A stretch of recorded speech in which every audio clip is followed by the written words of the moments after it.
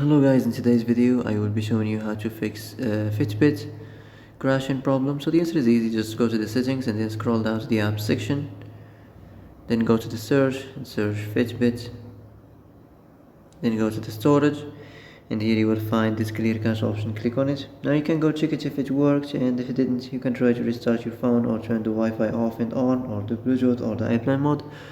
Also, you can try to clear data, but be careful. If you clear data, all this application's data will be deleted.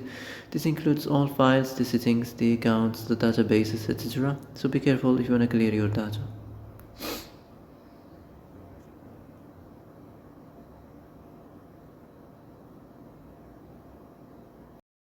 And that's it for today's video. I hope this is the answer you've been looking for. If you like this video, don't forget to like and subscribe, and see you in the next video. Thanks for watching.